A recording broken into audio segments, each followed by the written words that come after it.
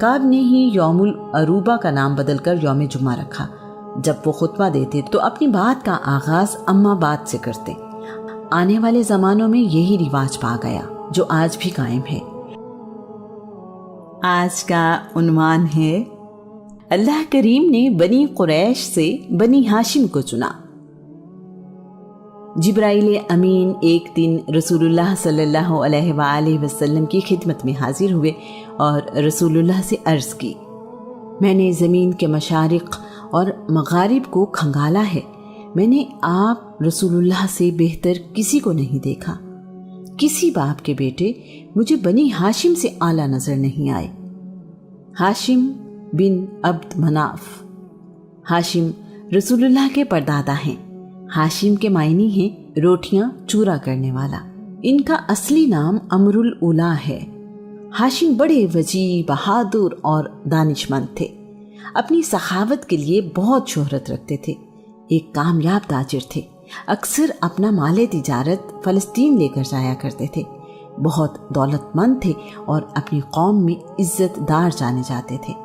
ہاشم غریب پرور، رحم دل اور درد مند شخصیت کے مالک تھے۔ ہاشم پیدا ہوئے تو ان کا جڑواں بھائی عبد شمس بھی پیدا ہوا۔ ہاشم کی ایک انگلی عبد شمس کے پہلو سے جڑی ہوئی تھی، جسے کاٹ کر الگ کیا گیا۔ ہاشم بھائیوں میں سب سے بڑے نہیں تھے، لیکن اپنے قبیلے کے سردار ہوئے۔ عرب میں قبیلے کا سردار ہونے کا کوئی نظام نہیں تھا۔ ہاشم کا چہرہ بہت روشن تھا، بہت جاذب نظر تھے۔ جو کوئی ہاشم سے ملتا بہت متاثر ہوتا۔ آپ مسافروں کے ذمہ واجبات اپنی جیب سے ادا کر دیا کرتے تھے۔ اس زمانے میں یہ بہت بڑی سخاوت تھی۔ آج کل کی طرح بینک یا رقم بھجوانے کا کوئی طریقہ نہیں ہوا کرتا تھا۔ دیار غیر میں ایسی مدد ملنا بہت بڑی بات تھی۔ ہاشم میں ان کے دادا قصی کی بہت ساری خوبیاں پائی جاتی تھیں۔ وہ نہ صرف حاجیوں کے لیے کھانے کا انتظام کرتے، بلکہ مکہ کے غریبوں کے لیے ان کا دسترخوان ہمیشہ بچھا رہتا تھا۔ انہیں اپنے لوگوں کی بہت فکر رہتی۔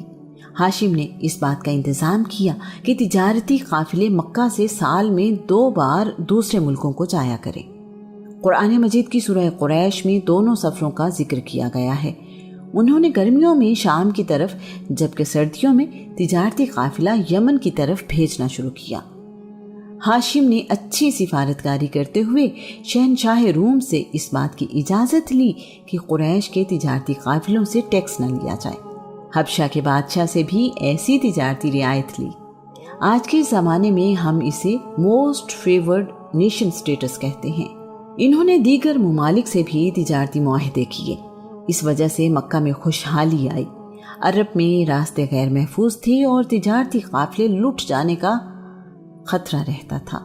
ہاشم نے بذات خود پورے عرب کے دورے کیے، قبیلوں سے معاہدے کیے کہ وہ قریش کے قافلوں کی حفاظت کریں گے، جس کے بدلے میں قریش ان قبیلوں کے پاس خود جائیں گے اور تجارتی خرید و فروخت کریں گے۔ ان معاہدوں کی وجہ سے قریش کی تجارت محفوظ رہی۔ ایک بار مکہ میں سخت قحط پڑا، نوبت فاقوں تک پہنچ گئی۔ لوگوں کو کھانے پینے کے لیے کچھ نہیں ملتا تھا۔ ہاشم مکہ سے شام گئے، وہاں سے خشک روٹیاں اور اناج خرید کر لائے۔ مکہ واپس آئے تو حج کے دن تھے۔ مکہ والوں کے علاوہ پورے عرب سے لوگ آئے ہوئے تھے۔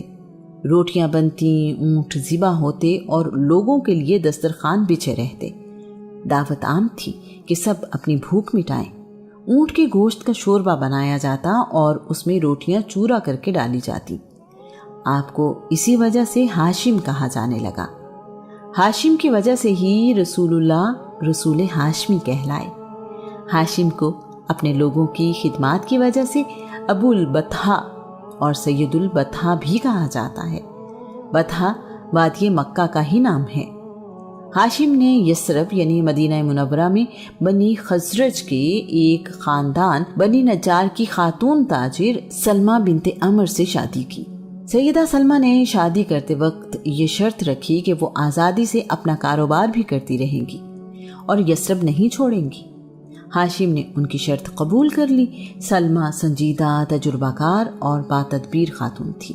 ان کے ہاں 472 عیسوی میں ایک بیٹا پیدا ہوا۔ یہ شیبہ یعنی عبد المطلب تھے۔ ہاشم نے 32 سال کی عمر میں غزہ فلسطین میں وفات پائی۔ اور وہیں دفن ہوئے۔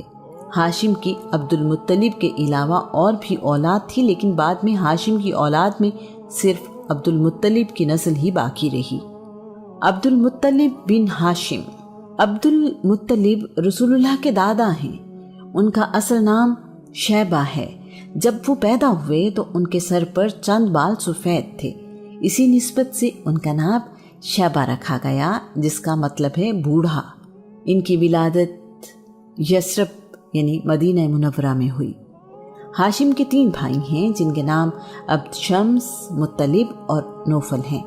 عبد شمس اپنے کاروبار کے سلسلے میں زیادہ تر یمن اور ملک شام میں رہا کرتے تھے، جبکہ نوفل تجارت کے لیے زیادہ وقت عراق میں گزارا کرتے تھے۔ ہاشم کی وفات کے بعد ان کے بھائی مطلب بن عبد مناف قبیلے کے سردار بنے۔ شیبہ اور ان کی والدہ سلمہ یثرب میں ہی رہنے لگے۔ اس دوران 8 سال کا عرصہ گزر گیا۔ قبیلہ بنی حارث بن عبد مناف سے تعلق رکھنے والے ثابت بن منذر یعنی شاعر رسول حسان بن ثابت کے والد نے دیکھا کہ نہایت خوبصورت اور جاذب نظر بچہ تیر اندازی کر رہا ہے۔ جب اس کا تیر نشانے پر جا کر لگتا تو فخریہ کہتا ہے، میں ہاشم کا بیٹا ہوں، بطحا کے سردار کا بیٹا۔ مکہ جا کر ثابت بن منذر اپنے دوست مطلب سے ملے اور ساری بات انہیں بتائی، ساتھ ہی کہا یہ مناسب نہیں کہ ہاشم کا بیٹا غریب الوطنی میں زندگی گزارے، اسے جا کر اپنے وطن واپس لائیے تاکہ وہ بھی اپنے باپ دادا کی زمین اور خاندان میں پلے بڑھے۔ مطلب نے جواباً کہا، میں ابھی یثرب جاتا ہوں اور اپنے بھتیجے کو لے کر آتا ہوں۔ شیبہ کو مکہ لانا آسان کام نہیں تھا۔ سیدہ سلمہ ایک کامیاب تاجر خاتون تھی، سمجھدار اور خوددار تھی۔ سلمہ کی اپنے بیٹے سے محبت، شیبہ کی یثرب میں پرورش، نانا کا خاندان اور اس شہر سے لگاؤ، سب اس میں رکاوٹ تھے۔ مطلب کی درخواست پر سیدہ سلمہ نے انکار کر دیا۔ مطلب 3 دن یثرب میں رکے رہے۔ آخر کار انہوں نے اپنی بھابھی کو قائل کر لیا۔ سلمہ نے خود تو مکہ آنے سے معذرت کر لی، لیکن بیٹے کے مستقبل کی خاطر مطلب کے ساتھ مکہ بھیج دیا۔ مطلب مکہ میں داخل ہوئے تو شیبہ ان کے ساتھ اونٹنی پر سوار تھے۔ آپ جدھر سے گزرتے لوگ پوچھتے، یہ کون ہے جو تمہارے ساتھ اونٹنی پر سوار ہے؟ مطلب جواب دیتے، یہ میرا عبد یعنی غلام ہے۔ مطلب اپنے گھر گئے تو بیوی کے پوچھنے پر بھی یہی جواب دیا۔ شیبہ کو نہلا دھلا کر نئے کپڑے پہنائے گئے۔ مطلب ان کو لے کر باہر آئے اور اعلان کیا، یہ شیبہ ہے، میرے بھائی ہاشم کا بیٹا۔ عبد المطلب یعنی مطلب کا غلام ایسا مشہور ہوا کہ شیبہ اسی میں گم ہو گیا۔ تاریخ انہیں عبد المطلب کے نام سے ہی جانتی ہے۔ ہاشم کی وفات کے بعد ان کی ساری ذمہ داری ہاشم کے چھوٹے بھائی مطلب نبھاتے رہے۔ عبد المطلب جوان ہوئے تو انہوں نے ہاشم کی جائیداد اور تمام مناصب اپنے بھتیجے عبد المطلب کے حوالے کر دیے۔ ہم اس بات کا ذکر ایسی زمین جہاں کوئی کھیتی باڑی نہیں میں کر چکے ہیں کہ بنی جرہم وقت گزرنے کے بعد اپنے وعدے پر قائم نہ رہے۔ انہوں نے زمزم کے چشمے پر قبضہ کر لیا۔ بنی جرہم کی حکومت تقریباً 450 سال تک مکہ پر رہی۔ مکہ آنے والے حاجیوں پر ان کا ظلم اور زیادتیاں بہت بڑھ گئیں تو اللہ کریم نے ان سے حکومت چھیننے کے انتظامات کر دیے۔ عبد المطلب سے 500 سال پہلے بنی جرہم، بنی اسماعیل اور بنی خزاعہ میں لڑائی ہوئی۔ اس وقت بنی جرہم کا سردار عمر بن حارث جرہمی تھا۔ بنی جرہم کو جب اپنی شکست یقینی نظر آئی تو انہوں نے کعبہ میں موجود نوادرات چشمہ زمزم میں پھینک دی۔ کعبہ میں موجود سونے سے بنے ہوئے 2 ہرن، قیمتی تلواریں، زرہ اور دیگر قیمتی سامان بھی چشمہ زمزم میں پھینک دیا۔ اس کے بعد انہوں نے چشمہ مٹی سے بند کر دیا۔ وہ نہیں چاہتے تھے کہ فاتح قبیلے اس چشمے سے فائدہ اٹھا سکیں۔ مکہ میں رہنے والوں کی 40 نسلیں اس دوران گزری۔ مکہ کے لوگوں کے ذہن سے زمزم کی یاد ہی مٹ گئی۔ عبد المطلب ایک رات حتیم میں سو رہے تھے کہ خواب میں کسی نے چشمہ زمزم ڈھونڈنے کو کہا۔ وہ ایسا خواب 3 رات دیکھتے رہے۔ انہوں نے 4تھی رات بھی ایسا ہی خواب دیکھا۔ عبد المطلب اپنا خواب یوں سناتے ہیں۔ میں نے خواب میں پوچھا زمزم کیا ہے؟ مجھے ہدایت دی گئی کہ زمزم آپ کے دادا اسماعیل کی میراث ہے۔ یہ پانی کا چشمہ ہے، اس کا پانی نہ تو ختم ہوتا ہے اور نہ ہی اس کی مرمت کی جاتی ہے۔ اس گھر کا حج کرنے والے اس سے پانی پیتے ہیں۔ یہ کعبہ کے اندر گوبر اور قربانی کے جانوروں کے خون کے درمیان کی جگہ میں واقع ہے، جہاں کالا کوا اپنی چونچے مار رہا ہے، چیونٹیوں کی بستی کے بالکل قریب۔ اسی خواب میں عبد المطلب سے کہا گیا یہ پانی تمہارے پینے کے لیے ہے اور تمہارے بعد تمہاری اولاد کے پینے کے لیے ہے۔ اگلی صبح عبد المطلب اپنے بیٹے حارث کو ساتھ لے کر یہاں پہنچے۔ اس وقت تک عبد المطلب کا ایک ہی بیٹا تھا۔ لوگوں نے عبد المطلب کا مذاق اڑایا۔ عبد المطلب کو احساس ہوا کہ ان کا ایک ہی بیٹا ہے تو انہوں نے 10 بیٹوں کے لیے دعا مانگی۔ کعبہ کے صحن میں جہاں جانوروں کی قربانی کی جاتی تھی اس کے قریب ہی ایک کوا مٹی میں چونچ سے کھدائی کر رہا تھا۔ اس کے پاس چیونٹیوں کا بل بھی نظر آیا۔ کھدائی کرنے کے لیے کدال ان کے پاس تھی۔ یہ کوئی آسان کام نہیں تھا۔ مکہ کے لوگ اس بات کے مخالف تھے، انہیں یہ سب بیت اللہ کی بے حرمتی لگتا تھا۔ عبد المطلب نے کسی کی پرواہ نہ کی اور اپنے بیٹے کے ساتھ کھدائی شروع کر دی۔ نرم مٹی ختم ہوتے ہی یہ کام اور بھی مشکل نظر آنے لگا۔ ایسا لگتا تھا کہ یہ کوشش بے معنی ہے۔ جب کھدائی کافی گہرائی تک ہو چکی تو پانی کی وجہ سے زمین کی سطح گیلی نظر آئی۔ قریش کے باقی قبیلے کامیابی قریب دیکھتے ہوئے مطالبہ کرنے لگے کہ پانی کا کنواں ہم سب کے باپ کا ہے، اس میں ہمیں حصہ دیا جائے۔ عبد المطلب نے صاف انکار کر دیا۔ انہوں نے کہا یہ اللہ کا مجھ پر انعام ہے، میں کسی اور کو اس میں شریک نہیں کروں گا۔ جھگڑا زیادہ بڑھا تو طے پایا کہ ہم کسی سے فیصلہ کروا لیتے ہیں۔ لڑائی سے بچنے کا واحد راستہ یہی تھا۔ قبیلہ بنی سعد بن حزیم کی کاہنہ کو حکم بنایا گیا۔ وہ ملک شام کی سرحد کے قریب رہتی تھی۔ اس تک پہنچنے کے لیے ایک لمبا اور صبر آزما سفر تھا۔ عبد المطلب اور قریش کے باقی قبیلوں کے نمائندے اس سفر پر نکل پڑے۔ 20 لوگ عبد المطلب کے ساتھ اور 20 لوگ دوسرے فریق کے ساتھ تھے۔ اس قافلے میں 40 لوگ شامل تھے۔ راستے میں عبد المطلب اور ان کے ساتھیوں کا پانی کا ذخیرہ ختم ہو گیا۔ پیاس نے تنگ کیا تو دوسرے فریق سے پانی مانگا۔ انہوں نے پانی دینے سے انکار کر دیا۔ یہ بڑی ہی پریشان کن صورتحال تھی۔ پیاس کی شدت موسم کی وجہ سے بہت زیادہ تھی۔ سفر جاری رہا۔ کچھ دیر بعد دوسرے فریق کا پانی کا ذخیرہ بھی ختم ہو گیا۔ اب صحرا میں زندگی کی امید نہ ہونے کے برابر تھی۔ وہی قیام کیا گیا۔ اگلی صبح جب سفر کے لیے اونٹوں کو اٹھایا گیا تو عجیب ماجرا ہوا۔ عبد المطلب کے اونٹ کے پاؤں کے نیچے سے پانی کا چشمہ ابل پڑا۔ سب حیران تھے کہ صحرا میں پانی کا چشمہ۔ عبد المطلب اور ان کے ساتھیوں نے اپنی پیاس بجھائی۔ باقی راستہ طے کرنے کے لیے اپنے مشکیزے بھر لیے۔ عبد المطلب نے دوسرے فریق کو بھی پانی پینے اور ذخیرہ کرنے کی اجازت دی۔ پانی پینے اور ذخیرہ کر لینے کے بعد دوسرے فریق نے کہا عبد المطلب اب آگے جانے کی ضرورت نہیں۔ اگر اللہ تمہیں اس صحرا میں پانی کا چشمہ عطا کر سکتا ہے تو زمزم پر ہمارا دعویٰ درست نہیں، ہم اپنا دعویٰ واپس لیتے ہیں۔ تمام لوگ یہاں سے مکہ واپس آ گئے۔ عبد المطلب نے واپس آ کر چشمہ زمزم کی کھدائی دوبارہ شروع کر دی۔ چشمہ ظاہر ہو گیا تو ایک نئے جھگڑے نے سر اٹھا لیا۔ اس چشمے سے ملنے والے نوادرات، تلواریں اور سونے کے ہرن اب لڑائی کی وجہ تھے۔ فیصلہ ہوا کہ فریقین کے درمیان فال نکالی جائے۔ فال میں جو فیصلہ ہو وہ سب کو منظور ہوگا۔ کعبہ کے فال نکالنے والے کو یہ ذمہ داری دی گئی۔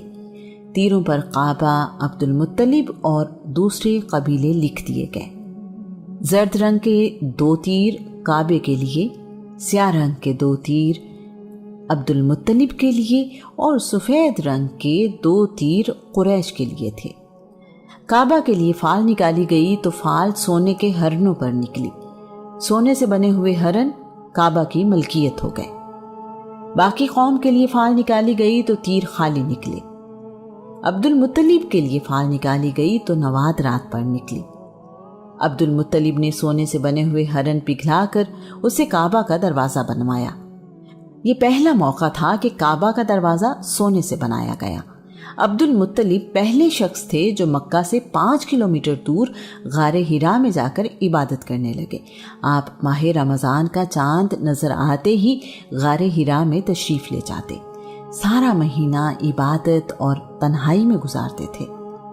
عبد المطلب بھی حنیف یعنی ایک خدا کی عبادت کرنے والے تھے۔ عبد المطلب بہت سخی تھے، ان کی دعا رد نہیں ہوتی تھی۔ عبد المطلب کا چہرہ بڑا روشن اور نورانی تھا۔ جب قریش کو قحط سالی کا خطرہ ہوتا تو عبد المطلب کے وسیلے سے بارش کی دعا مانگا کرتے، اللہ کریم بارش عنایت فرماتا۔ آپ کے چہرے سے خیر اور برکت نمایاں تھی، ان کے جسم سے خوشبو آیا کرتی تھی۔ عبد المطلب دراز قد اور خوبصورت رنگ و روپ کے مالک تھے۔ آپ لڑکیوں کو زندہ دفن کرنے والوں کو سختی سے روکتے، آپ چور کے ہاتھ کاٹ دیتے تھے۔ عبد المطلب ایک روبدار شخصیت کے مالک تھے۔ عرب کے بڑے بڑے سردار ان کے سامنے باادب رہا کرتے تھے۔ آپ نے ہی یمن سے واپس آ کر مکہ والوں کو سفید بالوں کو رنگ کرنے کا طریقہ سکھایا۔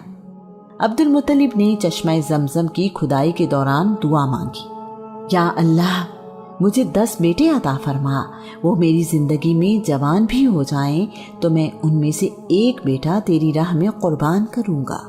عبد المطلب نے 5 شادیاں کی۔ اللہ کریم نے عبد المطلب کی دعا قبول کرتے ہوئے انہیں 10 بیٹے عطا کیے۔